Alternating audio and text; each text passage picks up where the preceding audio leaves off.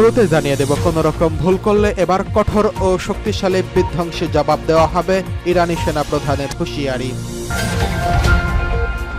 জানিয়ে দেব, ইরানের সর্বাত্মক হামলা হলে যুদ্ধ বাঁধবে, সতর্কতা সাবেক সিআইএ প্রধানের। এছাড়া রয়েছে হামলায় বর্ষপূর্তি হামাসের বক্তব্য, ইসরায়েলের শ্রেষ্ঠত্বের মোহ ভেঙে দিয়েছে অপারেশন আল আকসা স্টর্ম। জানিয়ে দেব, গাজা আগ্রাসনের আজ 1 বছর, যুক্তরাষ্ট্রের বোমায় মরছেন হাজার হাজার ফিলিস্তিনিরা। সর্বশেষ জানিয়ে দেব, ইরানে 9 ঘন্টার জন্য সব ফ্লাইট বাতিল। এতক্ষণ শুনছিলেন গুরুত্বপূর্ণ সংবাদ শিরোনাম, এখন জানিয়ে দিব বিস্তারিত। কোন রকম ভুল করলে আরও শক্তিশালী এবং বিধ্বংসী জবাব দেওয়া হবে, ইরানি সেনাপ্রধানের হুঁশিয়ারি। ইসলামী প্রজাতন্ত্র ইরানের সেনাবাহিনীর প্রধান commander major general Abdur Rahim Musavi বলছেন, ইহুদিবাদী ইসরায়েল যদি ইরানের সাম্প্রতিক প্রতিশোধমূলক হামলার বিষয়ে কোনো রকম ভুল করে, তাহলে তারা আরও বেশি শক্তিশালী এবং ধ্বংসাত্মক জবাব পাবে। ইরান থেকে ইহুদিবাদী ইসরায়েলের বিরুদ্ধে কয়েকশো ক্ষেপণাস্ত্র দিয়ে দ্বিতীয় দফায় হামলা চালানোর 5 দিন পর গতকাল রোববার জেনারেল মুসাভি এই কথা বলেছেন। মঙ্গলবারের হামলায় ইসরায়েলের সামরিক এবং বিমান ঘাঁটি এবং গোয়েন্দা সদর দপ্তর ক্ষতিগ্রস্ত হয়েছে। তিনি আরও বলেন, ইসলামী প্রজাতন্ত্র ইরানের সর্বোচ্চ নেতা আয়াতুল্লাহ উজমা খামেনির নির্দেশে এই পর্যন্ত ইরান তার সমস্ত প্রতিশ্রুতি পূরণ করছেন। আমরা স্বল্প সময়ের জন্য হয়তো ধৈর্য ধারণ করতে পারি, কিন্তু আত্মসংযমের তিক্ততা সহ্য করতে পারি, তবে আমরা অবশ্যই আমাদের কাজ করব। ইরানি এই সেনা কর্মকর্তা দৃঢ়তার সাথে বলেন যে দুষ্কৃতকারীরা হিজবুল্লাহর প্রধান সৈয়দ হাসান নাসরুল্লাহকে শহীদ করেছেন এবং প্রতিরোধ আন্দোলন ও সারা বিশ্বের মুক্তিকামী মুসলমানদের মনে আঘাত দিয়েছেন, তারা শিগগিরই চরম মূল্য দিতে বাধ্য হবে। এদিকে ইরানের সর্বাত্মক হামলা হলে মধ্যপ্রাচ্যে যুদ্ধ বাঁধবে, সতর্কতা সাবেক সিআইএ প্রধানের। যুক্তরাষ্ট্রের সাবেক প্রতিরক্ষা সচিব এবং সিআইএ প্রধান লিওন প্যানেটা বলছেন, ইসরায়েল যদি ইরানে পাল্টা হামলা চালায়, সেক্ষেত্রে মধ্যপ্রাচ্যের পরিস্থিতি নতুন করে মোড় নিতে পারে। প্যানেটার ভাষ্য অনুযায়ী, ইসরায়েলের সামরিক অভিযানের ভবিষ্যৎ পদক্ষেপগুলোই নির্ধারণ করবে এই সংঘাত একটি পূর্ণমাত্রা যুদ্ধে রূপ নেবে কিনা। শুক্রবার এমএসএনবিসি রিপোর্টে দেওয়া এক সাক্ষাৎকারে তিনি এই কথা বলেছেন। গত মঙ্গলবার রাতে ইসরায়েলে প্রায় 200টি ব্যালিস্টিক ক্ষেপণাস্ত্র হামলা চালিয়েছিল ইরান। এতে মধ্যপ্রাচ্যের উত্তেজনা পরিস্থিতি আরও বেড়েছে।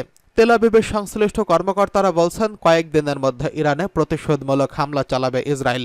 মার্কিন প্রশাসনও বলছে, ইরানকে চরম মূল্য দিতে হবে। এমনকি মার্কিন নির্বাচনে রিপাবলিকান প্রার্থী ও সাবেক প্রেসিডেন্ট ডোনাল্ড ট্রাম্প ইরানের পারমাণবিক স্থাপনায় হামলার পক্ষে মত দিয়েছেন। আবার একই সঙ্গে ইরানও ঘোষণা দিয়েছে, যদি ইসরায়েল হামলা চালায়, সেক্ষেত্রে কঠিন প্রতিক্রিয়া দেখাবে তেহরান। প্যানোটা বলেন, বর্তমানে সব পক্ষ থেকে কঠোর কথা শোনা যাচ্ছে, কিন্তু আসল বিষয়টি হচ্ছে সামরিক পদক্ষেপ কিভাবে পরিচালিত হবে। ইসরায়েল তাদের প্রতিক্রিয়ায় সীমিত করতে পারবে কিনা, নাকি তারা সম্পূর্ণ শক্তি দিয়ে আঘাত হানবে, সেটি মূল প্রশ্ন। যদি তারা সর্বাত্মক আক্রমণে যায়, তবে ইরানও পাল্টা জবাব দেবে।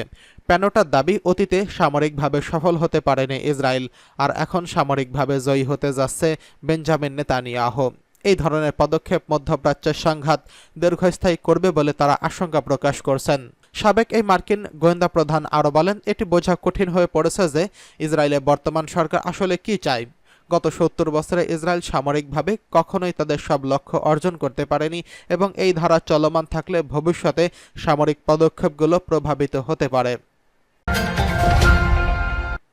ইসরায়েলের শ্রেষ্ঠত্বের মোহ ভেঙে দিয়েছে অপারেশন আল আকসা স্টর্ম, হামলার বর্ষপূর্তিতে হামাসের বক্তব্য। ফিলিস্তিনের ইসলামী প্রতিরোধ আন্দোলন হামাস বলছে, গত বছর 7 অক্টোবর গাজা থেকে ইহুদিবাদী ইসরায়েলের ভেতরে যে অপারেশন আল আকসা স্টর্ম পরিচালনা করা হয়েছিল, তাতে দখলদার শক্তির শ্রেষ্ঠত্বের মোহ ভঙ্গ হয়ে গেছে। হামাসের রাজনৈতিক শাখা সিনিয়র সদস্য খলিল আল হাইয়া 7 অক্টোবর অভিযানের বার্ষিকী উপলক্ষে গতকাল এক টেলিভিশন সাক্ষাৎকারে এই কথা বলেছেন। তিনি বলেছেন, এই অভিযানের মধ্য দিয়ে ফিলিস্তিনের যোদ্ধারা বীরত্বগাথা রচনা করছেন, যা ক্ষমতার ভারসাম্য বদলে দিয়েছে। তিনি বলেন, আমাদের লক্ষ্য একদম পরিষ্কার, আমরা আমাদের ভূমি এবং পবিত্র স্থানগুলোর সম্পূর্ণ স্বাধীনতা চাই। আমরা চাই ফিলিস্তিনের সার্বভৌমত্ব, স্বাধীন ফিলিস্তিন রাষ্ট্র এবং যে সমস্ত মানুষ উদাস্ত হয়েছেন তাদেরকে মাতৃভূমিতে ফিরিয়ে আনতে। গত বছরের 7 অক্টোবর হামাস এবং জিহাদের আন্দোলনের যোদ্ধারা গাজা থেকে ইসরায়েলের ভেতরে অভিযান চালায়। এতে বহু সংখ্যক ইসরায়েলি সেনা এবং অবৈধ বসতি স্থাপনকারী নিহত হয়েছেন। এর পাশাপাশি অন্তত 240 জন ইসরায়েলিকে বন্দী করে গাজায় নিয়ে গেছেন। এরপর থেকে ইহুদিবাদী ইসরায়েল গাজায় লাগাতার বিমান হামলা চালিয়ে যাচ্ছে, পাশাপাশি অবরুদ্ধ গাজা উপত্যকায় ভয়াবহ আগ্রাসন ও গণহত্যা চালাচ্ছে। এতে এ পর্যন্ত প্রায় 42,000 ফিলিস্তিনি শহীদ হয়েছেন, যার বেশিরভাগই নারী ও শিশু। এ প্রসঙ্গে খলিল আল হাইয়া বলেন, দখলদার ইসরায়েলের সরকার গায়ের জোরে তাদের লক্ষ্য অর্জন করতে পারবে না। ফিলিস্তিনিদের চলমান লড়াইয়ের কথা উল্লেখ করে তিনি বলেন, 1 বছর পরে এসে আমাদের জনগণ তাদের প্রতিরোধ, রক্ত এবং দৃঢ়তা দিয়ে ইতিহাসের নতুন অধ্যায় রচনা করতে চলেছে। টেলিভিশন সাক্ষাৎকারে খলিল আল হাইয়া গাজা সংগ্রামে সরাসরি সহযোগিতা করার জন্য ইসলামী প্রজাতন্ত্র ইরান, লেবানন, ইরাক এবং ইয়েমেনের প্রতি কৃতজ্ঞতা জানান। তিনি বলেন, এসব দেশ থেকে ইহুদিবাদী ইসরায়েলের গভীর অভ্যন্তরে যে ক্ষেপণাস্ত্র হামলা দিয়ে হামলা চালানো হয়েছে তাতে যুদ্ধের গতি প্রকৃতি উল্লেখযোগ্যভাবে বদলে গিয়েছে। সাক্ষাৎকারে তিনি বিশেষভাবে ইরানের অপারেশন ট্রু প্রমিসের কথা উল্লেখ করে বলেন, ইরানের হামলার কারণে যুদ্ধক্ষেত্রের চেহারা বদলে যাচ্ছে। খলিল আল হাইয়া অন্য মুসলিম দেশগুলোকে ফিলিস্তিনিদের প্রতি দৃঢ় সমর্থন নিয়ে এগিয়ে আসার আহ্বান জানিয়েছেন। এদিকে গাজা আগ্রাসনের 1 বছর আজ যুক্তরাষ্ট্রের বোমায় মরছেন ফিলিস্তিনিরা। ফিলিস্তিনের গাজা উপত্যকায় ইহুদিবাদী হামলার বর্ষপূর্তি আজ। 2023 সালের 7 অক্টোবর থেকে এই উপত্যকায় হামলা চালিয়ে আসছে ইহুদিবাদী ইসরায়েল। দেশটির এই হামলার পেছনে ব্যাপকভাবে সমর্থন ও সহায়তা দিয়ে আসছে মার্কিন যুক্তরাষ্ট্র। তাদের সরবরাহ করা বোমায় নির্বিচারে প্রাণ হারাচ্ছেন ফিলিস্তিনিরা। সোমবার কাতার ভিত্তিক সংবাদ মাধ্যম আল জাজিরা এক প্রতিবেদনে ইসরায়েলকে দেওয়া সামরিক সহায়তার বিষয়টি তুলে ধরছেন। Brown University Cost of War প্রজেক্টের তথ্য অনুসারে গত বছর 7 অক্টোবর থেকে ইসরায়েলকে $17.9 বিলিয়ন সামরিক সহায়তা দিয়ে আসছে যুক্তরাষ্ট্র। গাজায় হামলার প্রতিষ্ঠা বার্ষিকী উপলক্ষে প্রকাশিত প্রতিবেদনে বলা হয়েছে, ইসরায়েলকে আয়রন ডোম ও ডেভিডের স্লিং ক্ষেপণাস্ত্র প্রতিরক্ষা ব্যবস্থার জন্য $4 বিলিয়ন ব্যয় করছে যুক্তরাষ্ট্র। এছাড়া তারা অস্ত্র ও জেট ফুয়েলের জন্য অর্থ সহায়তা দিচ্ছে। প্রতিবেদনে বলা হয়েছে, আজ মধ্যপ্রাচ্যের মার্কিন সামরিক অভিযানের জন্য অতিরিক্ত $4.86 বিলিয়ন তহবিল সরবরাহ করা হয়েছে। এর মধ্যে লোহিত সাগর এবং এডেন উপসাগরে হুতিদের হামলা দমনে পরিচালিত অভিযানেও খরচ করা হয়েছে। গাজা অভিযানে ইসরায়েলি বাহিনী অব্যাহতভাবে 2000 পাউন্ডের MK-84 বোমা ব্যবহার করছে। মার্কিন এই বোমা নিমিষেই যে কোনো ভবনকে ধসিয়ে দিতে পারে। এছাড়া এই বোমার প্রভাবে শত শত মিটার এলাকা জুড়ে হাজার হাজার মানুষকে হত্যা করতে পারে। আল জাজিরা জানিয়েছে, মার্কিন এই বোমাগুলো F-15 এবং F-16 সিরিজের যুদ্ধ বিমান থেকে ফেলা হয়েছে। এটি মার্ক 18 সিরিজের বর্ধিত সংস্করণ।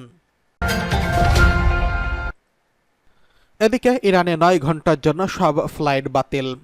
ইরানের সিভিল অ্যাভিয়েশন অর্গানাইজেশনের মুখপাত্র জাফর ইয়াজারলু জানিয়েছেন, রোববার দিবাগত রাত 9টা থেকে সোমবার সকাল 6টা পর্যন্ত দেশ জুড়ে সব ফ্লাইট বাতিল করা হয়েছে। রোববার মেহের নিউজ এজেন্সির সঙ্গে এক সাক্ষাৎকারে ইয়াজারলু বলেন, অপারেশনাল সীমাবদ্ধতার কারণে দেশের সব বিমানবন্দরে ফ্লাইট রাত 9টা থেকে সোমবার সকাল 6টা পর্যন্ত বাতিল থাকবে। এ সময় তিনি যাত্রীদেরকে বিমানবন্দর এবং বিমান সংস্থা ফ্লাইট তথ্যের সঙ্গে যোগাযোগ করে ফ্লাইট পুনর্নির্ধারণের জন্য অনুরোধ করছেন। ইয়াজারলু সবাইকে আশ্বস্ত করে বলেন, বিমান সংস্থাগুলো সিভিল অ্যাভিয়েশন অর্গানাইজেশনের নির্দেশনা অনুযায়ী কাজ করবে, তবে যাত্রীদের ফ্লাইট টিকিট খরচ নিয়ে কোনো চিন্তার প্রয়োজন নেই।